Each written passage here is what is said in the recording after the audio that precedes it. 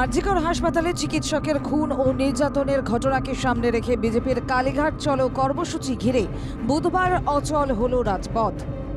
বুধবার হাজরা মোড়ে অবস্থান বিক্ষোভ শুরু করে রাজ্য বিজেপি নেতৃত্ব, আর তার ফলে পুজোর আগে কর্মব্যস্ত দিনটি কর্মনাশা হয়ে ওঠে শিল্পী থেকে কারিগর এমনকি ব্যবসায়ীদের কাছে। পথ চলতি মানুষও পড়েন বিপাকে, কারণ যানজট তৈরি হয় হাজরা মোড়ের ব্যস্ততম রাস্তায়। ট্রাফিক পুলিশ চেষ্টা করেও নিয়ন্ত্রণ করতে পারেনি যানজটকে।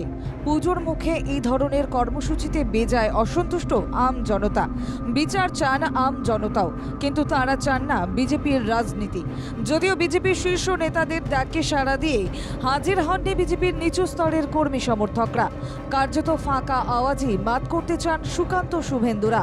এর মাঝে কলকাতার পুলিশ কমিশনার ঘটনাস্থলে এলে তাকে ঘিরে বিক্ষোভ দেখাতে থাকেন বিজেপি কর্মী সমর্থকরা, কারণ এই কর্মসূচিতে প্রথম থেকেই পুলিশের অনুমতি ছিল না।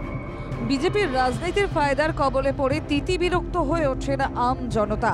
তাদের কাজে সে কারণে প্রভাব পড়ছে। আরজিকর কাণ্ডের বিচার চেয়ে এর আগে 30শে আগস্ট নবান্ন ও লালবাজার অভিযানের নামে রাস্তা দখল ও আম জনতাকে হয়রানির অভিযোগ ওঠে। তার মধ্যেই তদন্তভার গিয়েছে সিবিআইয়ের হাতে। এখন গোটা ঘটনার তদন্ত চলছে। নাগরিক সমাজ প্রশ্ন করছে, এই ঘটনার তদন্ত যখন সিবিআইয়ের হাতে, তাহলে কি সিবিআইয়ের উপর ভরসা রাখতে পারছেন না বিজেপি? সেই জন্যই বারংবার পথে নামতে হচ্ছে। যখন জুনিয়র ডাক্তাররা কাজে ফিরে গিয়েছেন, তখন কেন কর্মব্যস্ত বুধবারে রাস্তার উপরেই কান ফাটানো আওয়াজ করে মাইক বাজছে? কেন রাস্তার একাংশ দখল? প্রশ্নগুলো উঠলেও মেলেনি উত্তর। ব্যুরো রিপোর্ট, বাংলা জাগো।